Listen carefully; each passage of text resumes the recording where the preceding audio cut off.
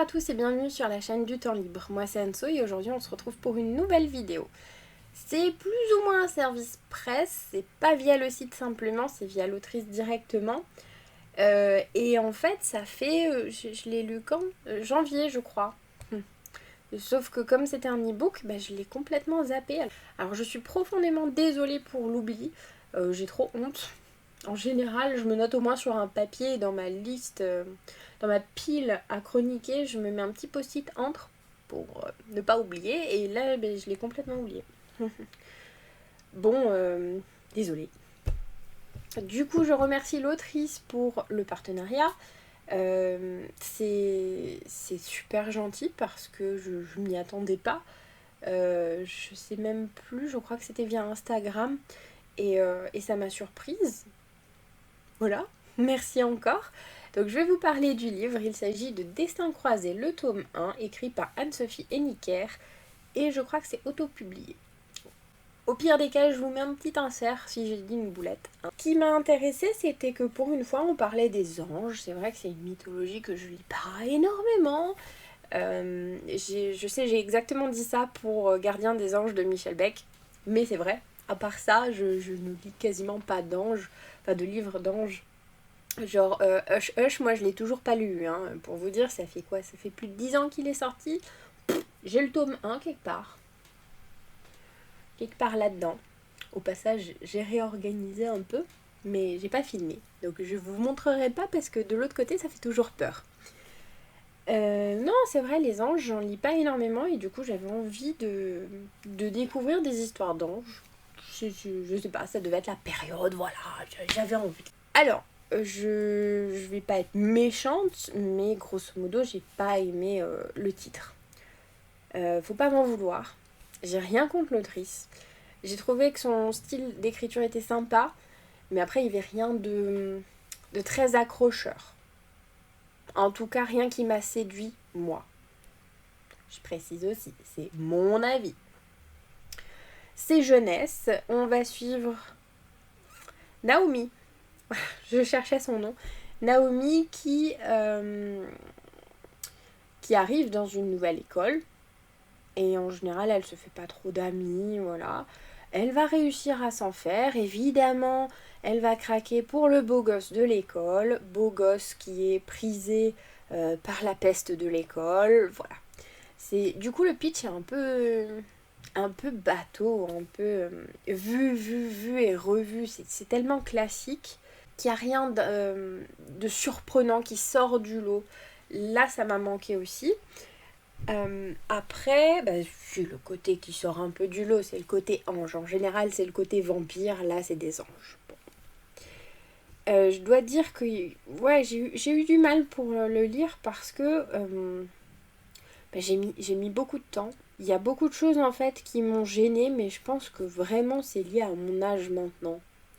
C'est-à-dire qu'à 28 ans, presque 29, j'ai pas les mêmes envies qu'à l'époque. Et je pense que c'est un jeunesse qui peut convenir à ceux qui n'ont pas beaucoup lu avant. Parce qu'en soi, il n'y a rien de mauvais dedans, loin de là.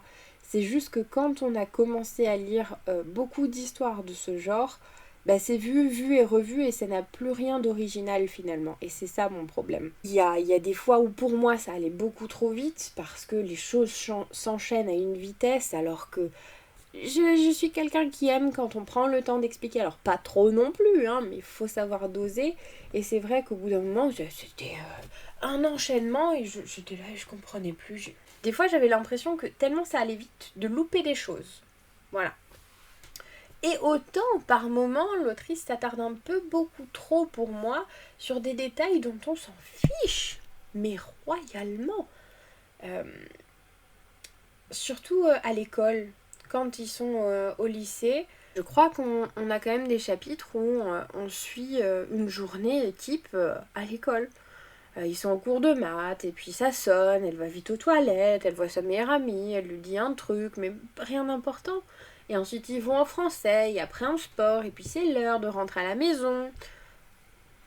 Après il y a autre chose d'ailleurs, en parlant de maison, c'est qu'elle a 16 ou 17 ans, j'ai pas noté son âge, Et elle est émancipée, elle vit seule dans un appart.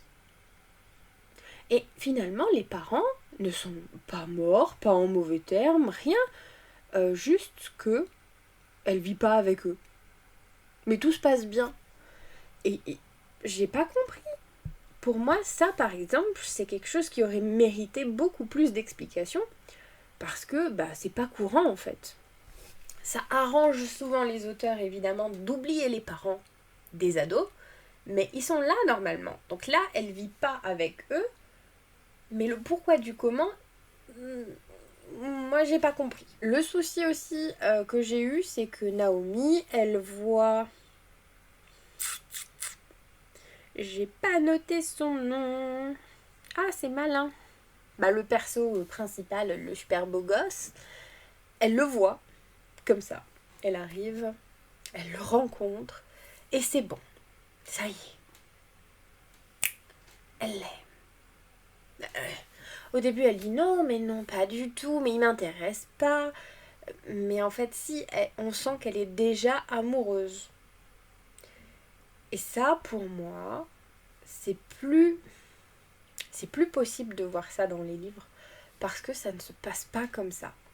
On peut avoir un crush, oui, évidemment, un coup de foudre, mais de là à l'aimer tout de suite, et c'est vrai que ces sentiments vont à une vitesse. Alors je sais très bien que certaines personnes s'attachent très vite à d'autres, mais là pour moi c'est un peu gros. C'est pareil, il y a sa nouvelle meilleure copine Vicky qui devient son amie en un claquement de doigts. Amie, il n'y a pas de problème. Meilleure amie en un claquement de doigts, ça me pose un peu plus de soucis, surtout quand la Vicky en question, donc sa future nouvelle meilleure amie, dit que elle ne s'attache jamais aux gens. Elle est là, elle connaît tout le monde, mais elle n'a pas de vraie meilleure amie. Et d'un seul coup, paf, ça marche. Le lendemain, elle s'appelle meilleures amies. Ça... Pour moi, ça, c'est pas cohérent. C'est même au collège... Si, au collège. Allez, au collège, ça peut se passer comme ça. Au lycée, les choses vont pas aussi vite. Et...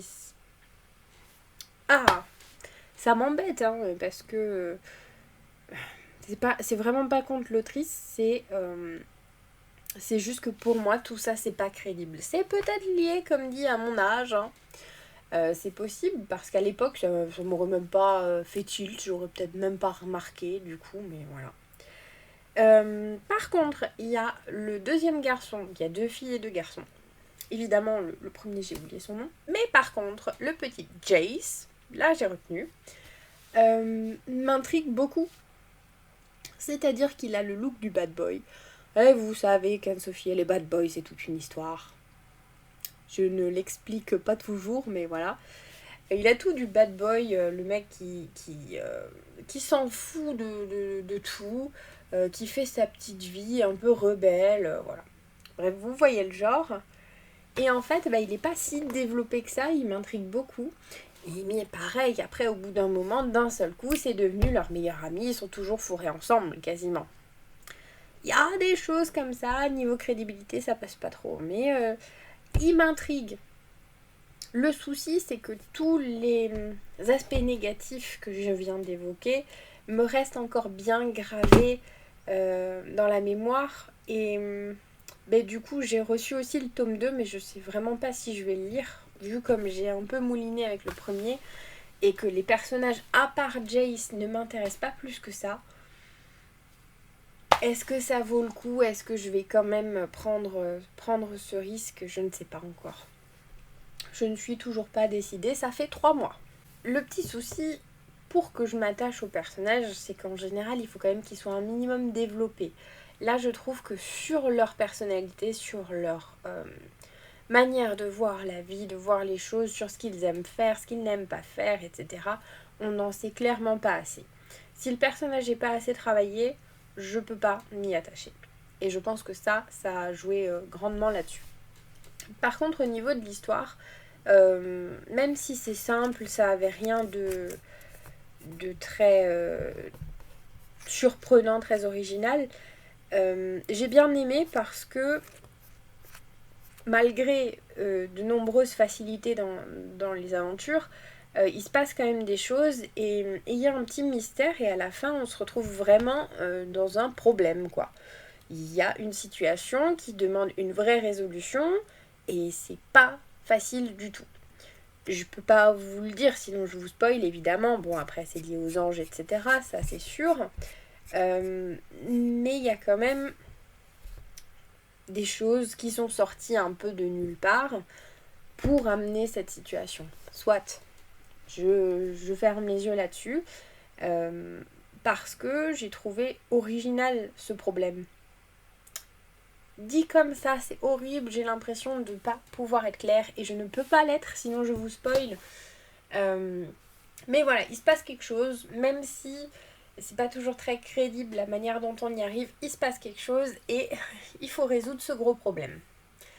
Et le problème en question, ben c'est pas mal, c'était une bonne idée. Donc il y a un potentiel, mais pour moi, toute l'intrigue, tous les personnages, c'est trop jeunesse en fait. C'est plus de mon âge. C'est des choses, c'est des histoires que je lisais à l'époque, voilà.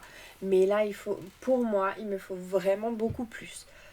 Il faut du travail sur les personnages, il faut du travail sur l'histoire, il faut de la crédibilité, il faut de l'actualité, enfin voilà. Donc c'est peut-être ce décalage-là finalement qui fait que je l'ai pas vraiment aimé. Après je le descends pas, même si vous pouvez peut-être avoir cette impression parce que j'en ai dit des choses pas très positives, mais il y en a quand même. Hein. Les idées sont bonnes, mais après il y a ce décalage entre le livre et moi. Voilà.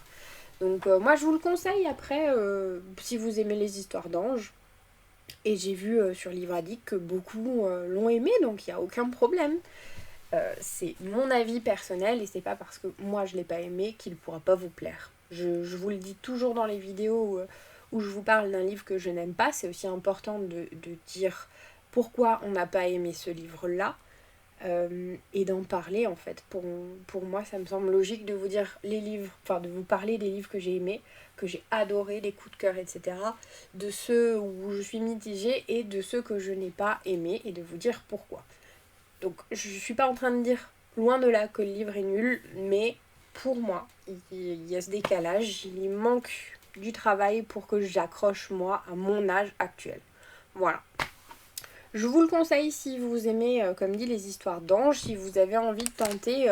Après, si vous vous attachez au personnage, il n'y a aucun souci, ça va se lire très vite. Moi, j'ai mis du temps et j'ai eu du mal parce que les personnages ont manqué d'intérêt à mes yeux. C'est tout. Sur ce, je remercie encore l'autrice pour la découverte. Du coup, je ne sais pas si je vais lire le 2. Je me tâte encore. On verra ma décision, mais je ne sais pas. À l'heure actuelle, je ne sais pas. Mais merci quand même pour la découverte, je suis contente. Ça m'a fait plaisir. Et voilà. Sur ce, la vidéo se termine ici. Je vous remercie de l'avoir regardée et je vous dis à bientôt pour une prochaine. Bye!